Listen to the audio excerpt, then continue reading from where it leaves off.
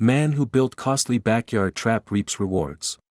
The neighbors pointed and laughed, but he knew about the potential in the eyesore he had created. People will do anything when it comes to exterminating a pest problem. So when one man perfected a way to get rid of the winged hellraisers, people would come running to learn how he did it.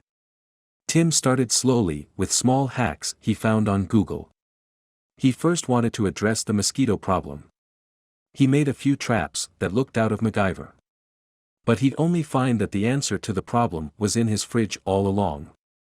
He found an easy hack to do with soda bottles on the internet and it worked wonders. He put them up around his house and lo and behold the mosquito problem seemed to just disappear. Plus his chickens got tasty snacks too. The next invader was quite a painful one. Tim yelped out in pain and slapped the back of his neck. Tim felt the pain on his neck and knew all too well what it was, a horsefly.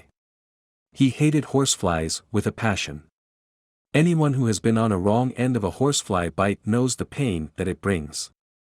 He had to make a specialized method for these pests. Tim went between the planning phase on his computer to the building phase in his workshop, trying to get the best trap that would put a stop to their painful bites. Then he had a eureka moment when one horsefly slammed against his window and fell to the ground. He got to work, created the best contraption for getting rid of them. But everyone else would think he was crazy. The contraption wasn't exactly small. Tim had to build it in smaller pieces so that he could assemble it on his well-looked-after yard. He knew how much pain and misery he and his kids were in, he had to do this. He knew that one trap wouldn't take care of every insect pest. Mosquitoes loved the wet weather, but he had already dealt with them. He knew exactly what horseflies liked, humidity. They also loved the warm sun and to their detriment, dark colors. He devised his best trap yet. It looked like a trough lined with bin bags and filled with murky water. Tim assembled the contraption on his front lawn, but the real interesting part was the perspex in the middle of the trough. He labored over it and then went back inside. The next day, he checked back on it and was in disbelief. The idea was the black garbage bags would attract the horseflies, and then they would run into the plexiglass and fall into the water, the key being that Tim had to make sure the glass was always clean and therefore invisible to the flying monsters. The collection that had accumulated over the past hours was astonishing. Just to think, all of those little guys would have been flying free and tormenting his family. But the best part was still to come. The neighbors noticed that the trap was doing its job. One of them sheepishly came up to Tim, apologized for his rude comments about the eyesore, and asked Tim to show him how to make his own.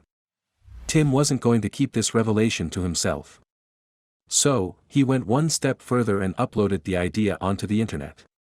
It wasn't long until the post exploded and people from all over the world, at least the ones that had problems with these kinds of bugs, showered him with praise and thank yous. Here is where Tim had another light bulb moment.